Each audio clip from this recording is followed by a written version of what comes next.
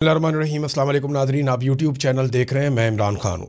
Nadreen, जो मामला शुरू हुआ था ईरान में रजीम चेंज ऑपरेशन करने से, वो मामला ऐसा लगता है कि ईरान में तो हुकूमत नहीं गिरी, ना हुकूमत तब्दील की जा सकी। सिर्फ आयतुल्लाह अली खामनाई को शहीद किया गया और उसके बाद उन्हीं की तरह का उनका बेटा आ गया। पहले डोनाल्ड ट्रंप ने कहा कि मुझे काबिल कबूल नहीं है, अब डोनाल्ड ट्रंप उनसे मुज़ाकरात की बात भी करता है। लेकिन मामला ये है कि जहाँ पर हुकूमत ईरान की गिराई जानी थी, जो दो हुकूमतें ये काम करने के लिए चली थी, एक अमेरिका और एक इसराइल, वो दोनों ख़तरे में पड़ गई। अमेरिका के अंदर डोनाल्ड ट्रंप के साथ क्या हो रहा है और इसराइल में नेतन्याहू के साथ क्या हो रहा है, ये एक बड़ी अजीबोगरीब सिचुएशन है कि इन दोनों मुल्कों ने ईरान में रजीम तब्दील करना था, लेकिन इनके अपने रजीम ख़तरे में आ गए हैं। सबसे पहले तो आप ये देखें कि डोनाल्ड ट्रंप के साथ क्या हुआ। रिपब्लिकन पार्टी के अंदर, जो डोनाल्ड ट्रंप की अपनी पार्टी है, और अमेरिका के मीडिया के अंदर डोनाल्ड ट्रंप की शदीद मुखालफत पैदा हो चुकी है और किसी सूरत भी डोनाल्ड ट्रंप अब इस पोजीशन में नहीं है कि मिड टर्म इलेक्शन जीत सके। और डोनाल्ड ट्रंप के ऊपर लगातार एक तलवार लटक रही है कि डोनाल्ड ट्रंप का मुहासबा किया जा सकता है। यानी डोनाल्ड ट्रंप ने यह खुद भी कहा कि मेरी इम्पीचमेंट हो सकती है, और इसकी वजह सिर्फ ये जंग नहीं है, एप्स्टीन फाइल और उसके बाद बनने वाली सिचुएशन, और फिर पूरे अमेरिका को एक ऐसी जंग में धकेल देना जिससे ना सिर्फ अमेरिका को शर्मिंदगी हुई बल्कि अरबों डॉलर का नुकसान भी हो गया, और अमेरिका के अरब ममालिक के साथ ताल्लुकात और खलीजी ममालिक में अमेरिका की जड़ें वो उखड़ गई हैं, बहुत कमज़ोर हो गई हैं। ये सब कुछ डोनाल्ड ट्रंप के खाते पड़ेगा। तो हालत ये है डोनाल्ड ट्रंप की कि अब वो मुल्कों से मदद मांगते फिर रहे हैं। डोनाल्ड ट्रंप ने 5 मुल्कों से मदद मांगी। देखिए ना, एक वक्त ऐसा था कि अमेरिका किसी मुल्क से बात करता था, मदद मांगता था, तो वो बड़ा ऑनर फील करते थे। ज़ेलेंस्की का स्टेटमेंट अगर आप देख लें, ये कुछ अर्सा पहले जब डोनाल्ड ट्रंप नया नया अमेरिका का सदर बना, तो यही ज़ेलेंस्की जो है, ये जब वाइट हाउस में आया तो डोनाल्ड ट्रंप ने इसे काफ़ी शर्मिंदा किया था। बड़ी अजीबोगरीब सूरत हाल हो गई थी। आज वही ज़ेलेंस्की जो है उससे मांगे जा रहे हैं कि हमें ड्रोन दें, हमारी मदद करें, और उसके बदले में उसको भी कुछ चाहिए। अब वो एक बेहतर डील चाहता है।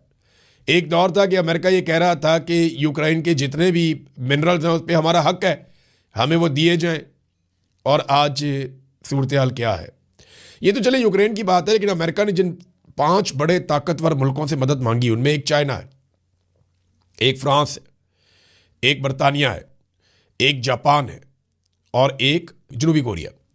इनसे मदद मांगी, चाइना ने साफ इनकार कर दिया। फ्रांस ने कहा जी हमने तो अपने हथियार नहीं भेजे। बरतानिया का स्टेटमेंट भी मुबहम सा है, वो इस लड़ाई का हिस्सा बनना नहीं चाहते, वो पहले ही मना कर चुके थे।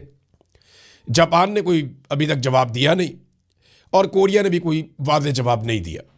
तो आप अंदाज़ा करें कि जिन मुल्कों से डोनाल्ड ट्रंप ने नाम ले लेकर मदद मांगी, वो मुल्क भी जवाब नहीं दे रहे, और जो रजीम तब्दील करने चले थे उनका अपना रजीम खतरे में पड़ गया। अब आ जाए नेतन्याहू पे, तो नेतन्याहू गायब है। इसका मामला तूल पकड़ता जा रहा है।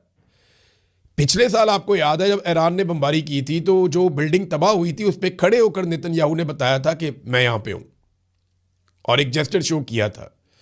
वो नेतन्याहू अब किधर है, कोई समझ नहीं आ रही। दुनिया भर के अंदर यह सवाल पूछा जा रहा है कि नेतन्याहू मारा गया, नेतन्याहू जख्मी हो गया, किधर गया।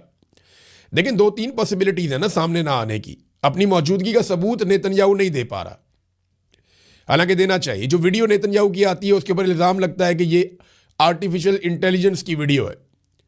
बहुत मुमकिन है कि नेतन्याहू ठीक भी हो या जख्मी हो और ये आर्टिफिशियल इंटेलिजेंस की वीडियो हो, लेकिन आप कुछ जंग के माहौल में कंफर्म कर नहीं सकते। सामने क्यों नहीं आ रहा? बहुत सारे रीज़न हो सकता है नेतन्याहू जख्मी हो, क्योंकि कुछ रिपोर्टर्स ऐसे हैं, खासतौर पर एक रिपोर्टर की वीडियो भी वायरल हुई है जिसने खड़े होकर बताया कि नेतन्याहू का ये घर है, इसके ऊपर मिसाइल से अटैक हुआ, और जिस वक्त अटैक हुआ नेतन्याहू यहाँ था, ये दावा किया गया। अब या तो नेतन्याहू जख्मी है, या वो मारा गया है, या वो अपनी जान बचाने के लिए हाई सिक्योरिटी के अंदर है, जहां से वो अपनी वीडियो भी जारी नहीं करना चाह रहा फिलहाल, और नेतन्याहू शायद किसी पे भरोसा नहीं कर रहा। जबकि ईरानी पासदाराने इनकलाब, जो ईरानी फोर्सेज हैं, उन्होंने ऐलान किया है कि हम नेतन्याहू को ढूंढ कर निशाना बनाएंगे, हम नहीं छोड़ेंगे। क्योंकि ईरानी क़यादत को कत्ल किया इसराइल ने और अमेरिका ने मिलकर, तो वो कहते हैं नेतन्याहू को हम नहीं छोड़ेंगे। एक और बड़ा इंपॉर्टेंट स्टेटमेंट है जो ईरान की जानिब से आया। वो स्टेटमेंट मैं आपको इसके बाद बताता हूं। लेकिन अमेरिका के अंदर डोनाल्ड ट्रंप के लिए चैलेंजेस इतने बढ़ गए हैं कि उन्होंने लोगों को धमकाना शुरू कर दिया है।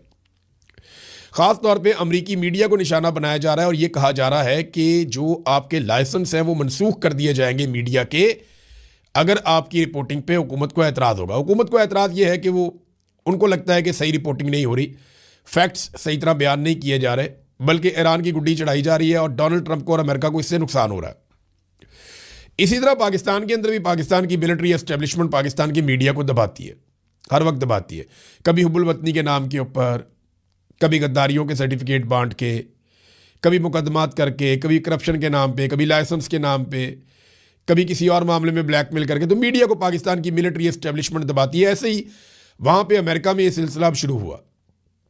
अमेरिकन मीडिया, जिसे एक आज़ाद मीडिया कहा जाता है, देखते हैं वो इसके ऊपर कैसा रद्द-ए-अमल देता है। क्या वो डर जाते हैं, पीछे हट जाते हैं, या वो ज़्यादा और तेज़ रिपोर्टिंग कर देते हैं और रद्द-ए-अमल देते हैं कि जनाब ये लो, ये फैक्ट हैं, हम आपके सामने रख देते हैं।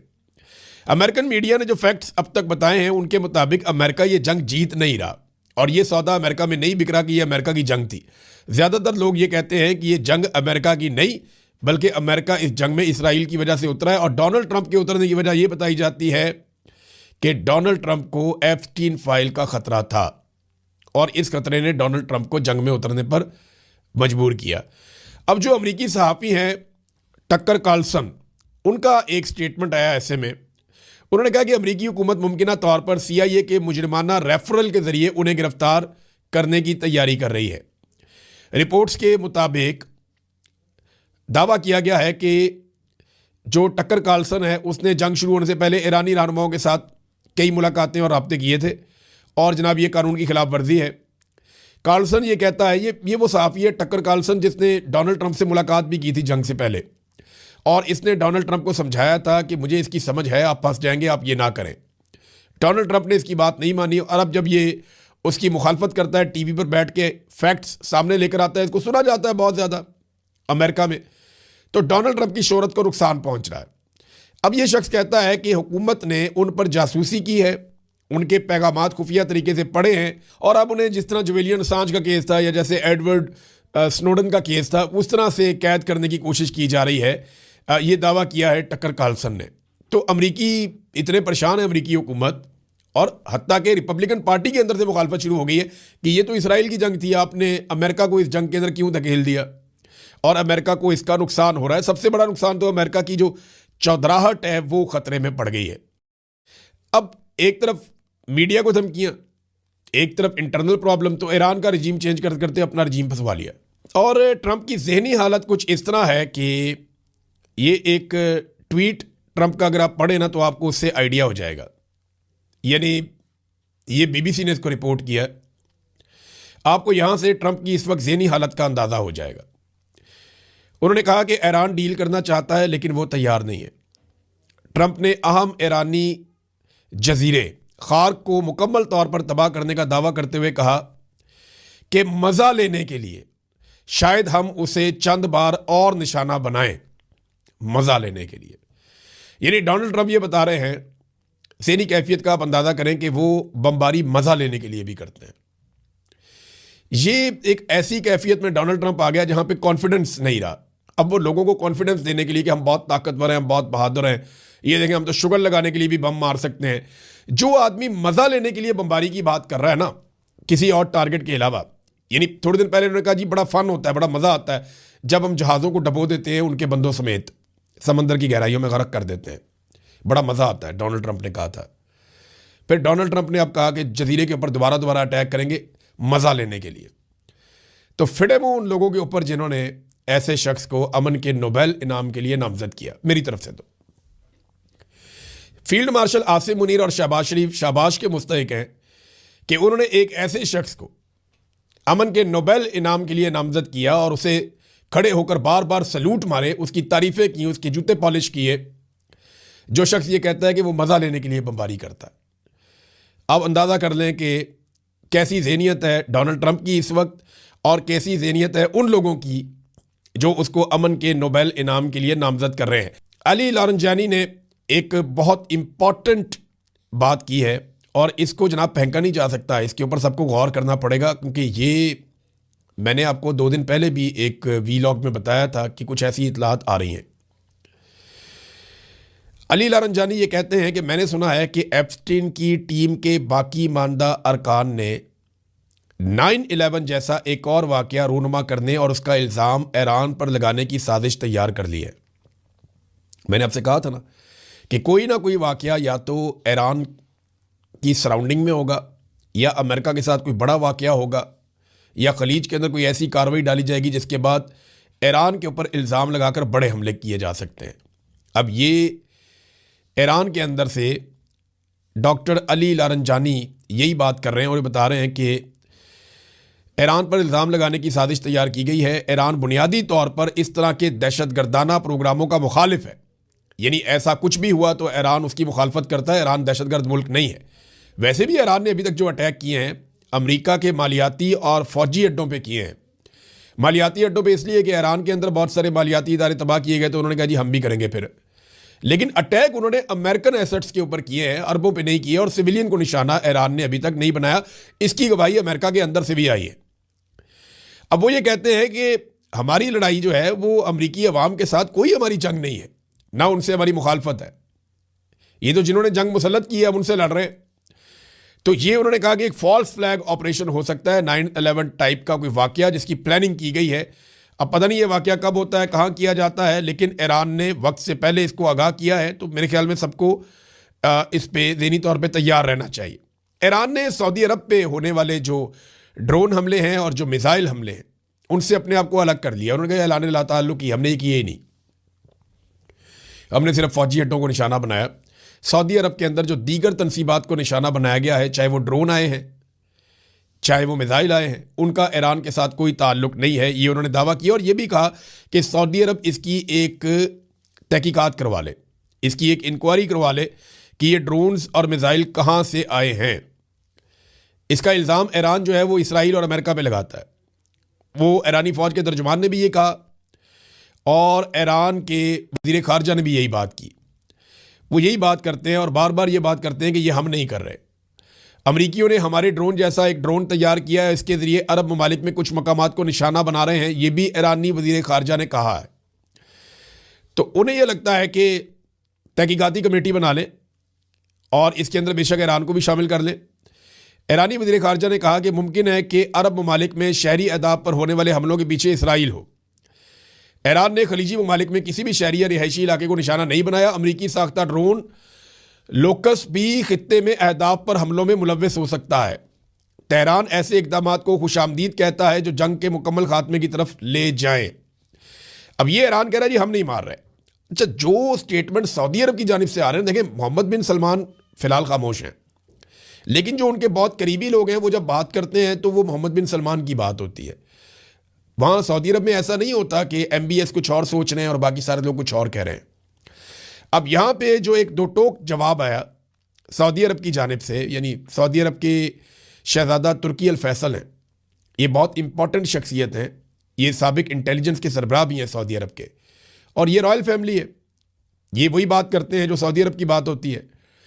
तो उनसे जब पूछा गया कि असल ख़तरा कौन है, ईरान है या इसराइल है, इस पर उन्होंने बड़ा दो टोक जवाब दिया।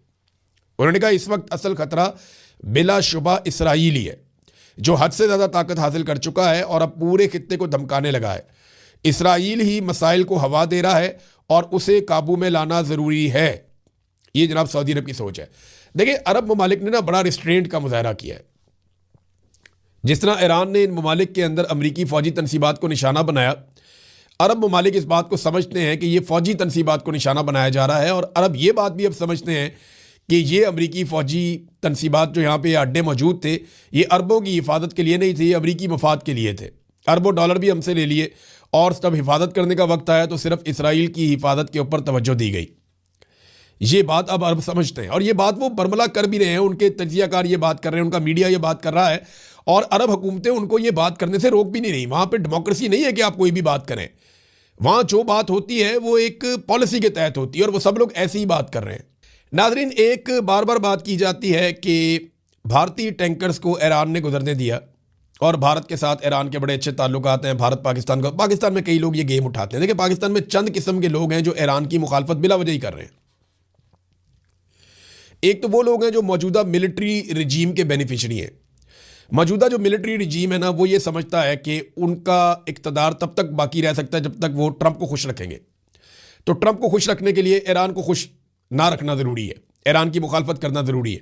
तो उनके जितने भी बाल बच्चे हैं ना, या बच्चे जो मुरे हैं, वो सारे के सारे ईरान के खिलाफ बिला वजह हुए हैं। दूसरा, एक शिया सुन्नी का भी एक प्रॉब्लम है पाकिस्तान के अंदर, उस बुनियाद पे भी कई लोग बिला वजह ईरान के खिलाफ हैं और एक बुग्स के अंदर जो है वो आपस में डले हुए हैं। ये अफसोसनाक है, लेकिन ये हकीकत है, इससे हम भाग नहीं सकते। तो अब यहाँ पे एक अधूरी खबर दी गई जनाब के 2 भारतीय टैंकर्स को गुजरने की इजाज़त दी ईरान ने। नहीं, वो एक सौदेबाजी हुई है। असल खबर ये है, जो फैक्ट चेक कर लेते हैं उसमें वो ये है कि ईरान ने आबनाए हुर्मत से सिर्फ 2 भारतीय टैंकर्स को गुजरने की इजाज़त दी है और इस शर्त पे दी है कि भारत इसके बदले में उन 3 ईरानी टैंकर्स को ईरान वापस भिजवाएगा जिन्हें भारत ने 10 फरवरी को अमरीकी ईमा के ऊपर जब्त कर लिया था। भारत ने पकड़ लिए थे 3 टैंकर ईरान के, अमेरिका के कहने पे। अब यहाँ से ईरान 2 टैंकर छोड़ा भारत के और वो 3 टैंकर वापस आएंगे। ये सौदेबाजी है। अधूरी खबर देकर ये कोशिश की जा रही है कि जैसे भारत और ईरान मिल गए और पाकिस्तान पे पता नहीं हमला करने वाले हैं। ऐसा नहीं है। ना ही ईरान पाकिस्तान पे हमला करने वाला है, ना ही वो अरब ममालिक पे हमला कर रहा है। वो ये कहते हैं कि ये हमले कोई और कर रहा है, हम सिर्फ फौजी अहदाफ को निशाना बना रहे हैं। नाज़रीन, ईरान ने बहुत सारे हथियार ऐसे हैं जिनको चलाया ही नहीं था। ये बात पहले ऐसा लगता था कि ईरान ने अभी तक क्यों नहीं चलाया, शायद ये बढ़ा चढ़ा के बता रहे हैं, लेकिन अब ये चीज़ें साबित हो रही हैं। पहली मरतबा ईरान ने सजील मिसाइल फायर किया है। बड़ा एक्यूरेट बैलिस्टिक मिसाइल है और 2000 किलोमीटर तक जाके ये मार करता है। तो ये पहली मरतबा सजील मिसाइल उन्होंने चलाया और इसकी वीडियो भी जारी की। उन्होंने दिखाया ये बड़ा कामयाब मिसाइल है और ये जाके हिट करेगा। नाज़रीन, अब पाकिस्तान के अंदर से चंद छोटी छोटी खबरें मैं आप तक पहुंचा देता हूं। सबसे पहले तो ख्वाजा साद रफ़ीक हुकूमत की जानिब से पहली शख्सियत हैं जिन्होंने खुलकर सही बात की है। इससे पहले हुकूमत जो है वो ये बात करने से डरती है। मैंने आपको बताया ना कि मिलिट्री एस्टेब्लिशमेंट का रजीम है। ये लोग तो ना 3 में ना 13 में, तो वो वही करते हैं जो आसिम मुनीर साहब चाहते हैं। लेकिन ख्वाजा साद रफ़ीक जो है उनका स्टेटमेंट इंटरेस्टिंग है। उन्होंने कहा जी, खलीजी ममालिक में कायम अमरीकी फ़ौजी अड्डे खित्ते में बेचैनी और अदम इस्तेहकाम की बुनियाद है। उनका वाहिद मकसद अमरीकी इस्तेमार और सहूनियत का तहफ़्फ़ुज़ है। दौलतमंद अरब ममालिक से उनकी सिक्योरिटी के नाम पर दौलत इकट्ठी की जाती है, फिर उसे अमरीकी मफादात के लिए इस्तेमाल किया जाता है। अरब दुनिया समेत दीगर मुस्लिम ममालिक में फैले हुए बिगाड़ और अफरा तफरी की जड़ें इन अमरीकी फ़ौजी अड्डों से जुड़ी हैं। खलीजी ममालिक से इन फौजी अड्डों का खात्मा ही खित्ते में इस्तेहकाम और पायदार अमन की ज़मानत है। ये ख्वाजा साद रफ़ीक ने स्टेटमेंट दिया है। PMLN से, हुकूमत से इनका ताल्लुक है। तो चलो कम से कम एक आदमी तो बोला ना, एक आदमी तो वो बात की जो बाकी पाकिस्तानी भी कर रहे हैं। नाज़रीन, पंजाब के अंदर सूरत हाल पता क्या है? एक तो इनके जहाज़ का रोला पड़ा हुआ, कर दिया हम केस करेंगे, हम ये करेंगे, वो करेंगे। देखें, अयाशी वाला जहाज़ है, 11 अरब रुपए का इन्होंने ले लिया है। अब वो कभी वैलेंटाइन, कभी हनीमून, पता नहीं कौन कौन सी खबरें इसके बारे में छपती रहती हैं बिला वजह ही। अब पता नहीं ये खबरें ठीक हैं या गलत हैं, लेकिन जहाज़ कंट्रोवर्शियल हो गया पहले दिन से, बेड़े ही गर्क हो गया। और ये कंट्रोवर्शियल इन्होंने खुद किया है। पंजाब के 20,000 उस्ताद 3 महीनों से तनख्वाहों से महरूम है, उन्हें तनख्वाहें नहीं मिल रही। ये मारिया मेमन साहिबा ने खबर दी है। और महकमा हेल्थ के मुलाजमीन भी तनख्वाहें नहीं मिल पा रही उन्हें भी, वो भी बेचारे तनख्वाहों के लिए तरस रहे हैं। मरियम नवाज हेल्थ क्लिनिक इन्होंने बनाए थे, वहाँ पे भी हज़ारों मुलाजमीन तनख्वाहों से महरूम है। सुथरा पंजाब वाले जो हैं मुलाजमीन, वो बेचारे शिकायतें कर रहे हैं और ऐसी ही शिकायतें उनकी भी हैं। मगर इनको अयाशी के लिए 11 अरब रुपए का जहाज़ चाहिए। यहाँ जो स्कूल हैं वो उन पे कर्जे चढ़ रहे हैं। पंजाब के जो सरकारी स्कूल हैं वो मकरूज हो रहे हैं, लेकिन इनको फिक्र ही नहीं है। बिजली के बिल वो अदा नहीं कर पा रहे। अफ्तारियों का इन्होंने ऐलान किया था, इतने फोटो लगाए मरियम नवाज के, लेकिन अफ्तारी नहीं करवा सके। 1 हफ्ता पहले ही इन्होंने प्रोजेक्ट ही बंद कर दिया। वो लोग खाना खाने के लिए पहुंचे, वहां अफ्तारी पे खाना ही नहीं था। ये सारी वीडियो सोशल मीडिया पे वायरल है। गरीब लोग पहुंचे खाना खाने के लिए, हफ्ता पहले ही इन्होंने उठा दिया सारा कुछ। ये बजट ही नहीं है। जिनके पास पैसा नहीं है, जो स्कूल नहीं चला सकते, जो हेल्थ नहीं चला सकते, जो अफ्तारी नहीं खिला सकते, जो कोई सब्सिडी नहीं दे सकते, वो लोग 11 अरब रुपए का जहाज जरूर ले सकते हैं अयाशी के लिए। अब जहाज चला गया वियना, ये बता ही नहीं रहे। अब कहते हैं केस करेंगे लोगों के ऊपर। तो वो सहाफ़ी है ना अमेरिका में, वकास साहब, उन पे जाके आप कर दें केस। आप वहां जाएंगे, आपको साबित करना पड़ेगा कि जो बात उन्होंने की है वो गलत है, तो वहां जाके कर देना केस। पाकिस्तान में तो बड़ा आसान है, जिसको दिल करता है आप एक फ़ोन करते हैं, केस हो जाता है फौरी तौर पे। केस तो होना चाहिए था इंफॉर्मेशन मिनिस्टर के ऊपर। देखें, जहाज आपने खामोशी से खरीदा पहले तो। दूसरा, जहाज की खरीदारी में शफाफियत, इस पे सवालिया निशान है। तीसरा, ये कहा कि ये एयर पंजाब का जहाज है, इतना बड़ा झूठ बोला इंफॉर्मेशन मिनिस्टर ने। चौथा जी, तकनीकी काम के लिए नया जहाज आपने खरीदा है, चले नया नहीं है तो अभी आपने जहाज खरीदा है, 1 महीने के बाद ही उसको आपने भिजवा दिया बयाना में कि जनाब ये जा रहा है तकनीकी मसाइल ठीक करने के लिए। कौन से सीटों के कवर चेंज हो रहे हैं, कौन से अंदर डिजाइन चेंज हो रहे हैं, अय्याशी के कौन से नए सामान जहाज के अंदर लग रहे हैं, ये बताया जाए ना कौम को कि कितनी अय्याशी करें आप कौम के पैसों पे। हालत ये कर दी है कि पाकिस्तान की टेक्सटाइल की बरामदात मजीद 7.2% कम हो गई हैं, गिर गई हैं। चावल की बरामदात 35% गिर गई हैं। पाकिस्तान में कमाई का जरिया सिर्फ और सिर्फ महंगा पेट्रोल, महंगी बिजली, महंगी गैस और ओवरसीज पाकिस्तानी जो पैसा अपने घर वालों को भेजते हैं रेमिटेंसेस की सूरत में, वही रह गया है। और धड़ाधड़ कर्जे लेते जा रहे हैं और इसके जरिए से ये मईशत चलाने की कोशिश कर रहे हैं। बेड़ा गर्क कर दिया इन्होंने पाकिस्तान की और पंजाब की मईशत का। और इनको अय्याशियों के लिए चाहिए जहाज, लग्जरी गाड़ियां, गैर मुल्की दौरे, 5 स्टार 7 स्टार होटलों में इनको क़याम चाहिए अपनी पूरी पूरी फैमिलियों के साथ, मुलाजमाओं के साथ, मेकअप आर्टिस्ट के साथ। ये पाकिस्तान को आगे नहीं ले जाएंगे, बेड़ा गर्क करेंगे। और पाकिस्तान की एस्टेब्लिशमेंट ने, आसिम मुनीर साहब ने ये मुसल्लत किए हैं पाकिस्तान पे। आसिम मुनीर साहब ने सवा तीन साल पहले कहा था 1 साल में सारा कुछ ठीक हो जाएगा, बेड़ा गर्क हो गया। 3 साल 3.5 साल के बाद हम देख रहे हैं कुछ भी ठीक नहीं हुआ। इनके जो बेहतरीन हमायती थे वो बदतरीन इनकी मुखालफत कर रहे हैं कि तुम लोगों ने बेड़ा गर्क कर दिया, कोई हमायत करने को तैयार नहीं है।